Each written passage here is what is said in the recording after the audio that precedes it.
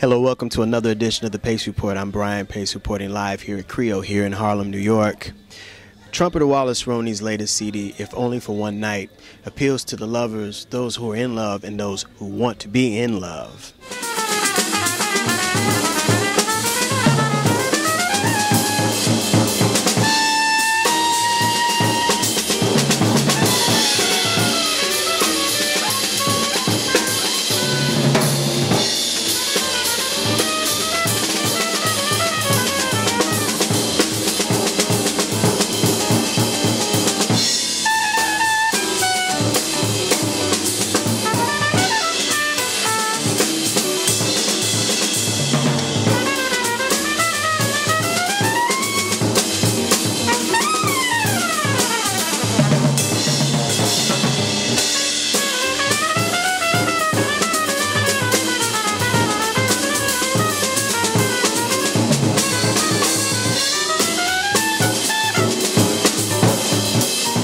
Let's talk about your time in Philadelphia, growing up in Philadelphia. Who exposed you to jazz, and who were some of the standout key figures? You had touched on Coltrane and Fats Navarro, some of the people that you grew up listening to, but what was the crux that made you say, I got to pick up this trumpet, this is what I want to do? Well, I first heard this music, this creative music called jazz from my father's collection when I was, it's the first things I can remember. In North Philadelphia at that time, most of the black men and women that were trying to uplift themselves and upgrade themselves weren't listening to so much to R&B. They were listening to jazz, and they were trying to be socially conscious and trying to, and spiritually aware. And that was a big thing at that time.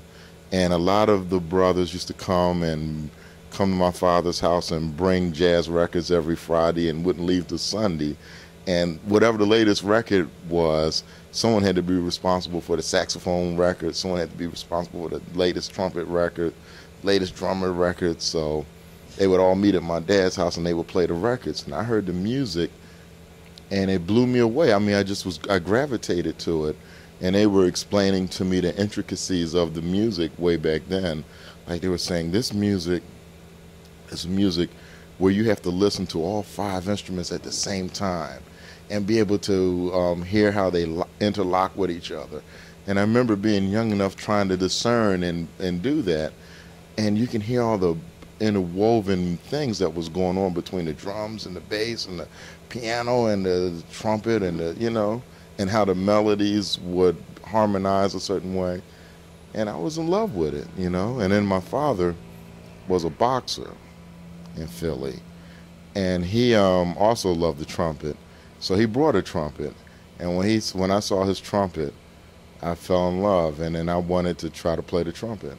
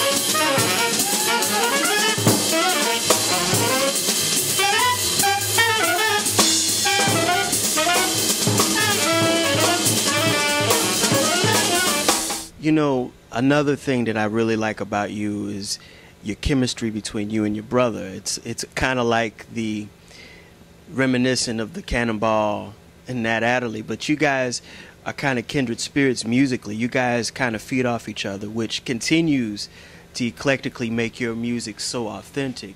Explain your relationship between you and your brother. Well, I don't see us being more like Cannonball. I know I'm sounding contradicting you, although we really loved Cannonball.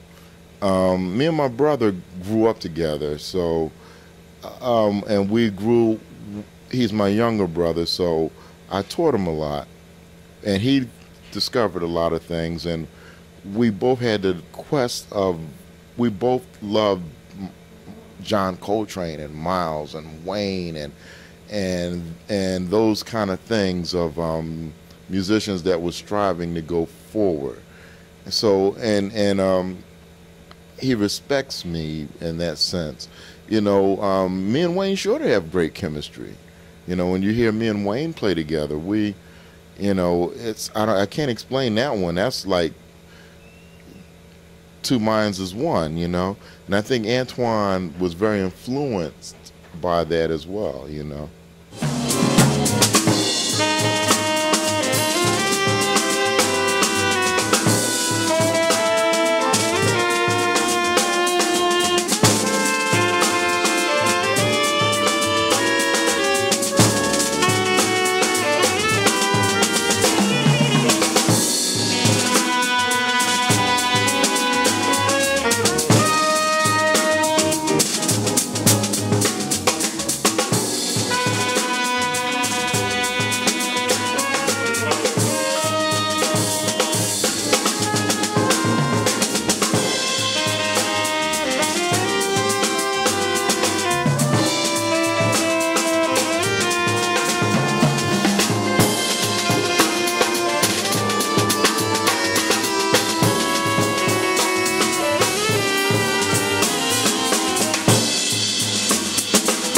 One of the things that I really have disliked about what the so-called jazz police have done, they put you in this box, which is kind of unfair.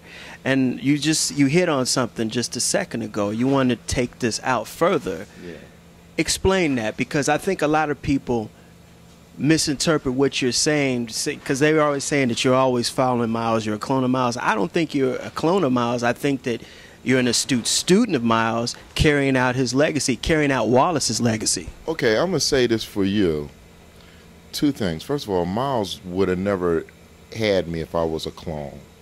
And Miles heard me through my career. You know, I met Miles in 1983, and he died in 1991. So he heard me all the way through that. He would not have accepted me if I was a clone. And I kind of stopped telling people what the difference is between me and Miles, because, you know, it's like people want me to put Miles down. But I definitely come from Miles. Miles is my inspiration, like Dizzy and Freddie Webster was his. But, you know, maybe there's things on the trumpet I could do he couldn't do. But people don't want to say that. They want to go with a sound bite. You know, they say, well, this and that. But, you know, Clifford Brown sounded an awful lot like Fats Navarro. You're right. But he might have taken Fats a little further, you know? And people acknowledge that. Or Lee Morgan didn't take Clifford further, but you hear a lot of Clifford in him. So if you superficially listen to me, you'll say, oh, but you know what? If you don't have to listen too deep to hear that my lines might be longer than Miles's lines, and that my concept might be rooted in his, but I figured if he can do this, what if I do that? You know? So with that, that's my love for Miles, and I think that's what he understood about me. He understood that I was going to take his concept and not just take a little bit of it, but go to the deepest part of what he does and try to take it further. You know, and when I started hanging with him, I had been playing with other people. I didn't just like, you know, he just picked me out of a crowd. He had heard all the other young trumpet players out there. He had heard everybody that was out in my generation, you know. And of those cats, he said, hey, you know, come here. I think you remind me of me, you know, and what you want to do with the instrument. That'll do it again for another edition of the Pace Report. I'm Brian Pace reporting live here at Creole here in East Harlem. I'd like to personally thank Wallace Roney for his time, as well as the staff here at Creole. As always, please visit my website, www.thepacereport.com, for my weekly column, as well as my past segments. Until next time, remember, if it's in the groove, it'll make you move. Peace.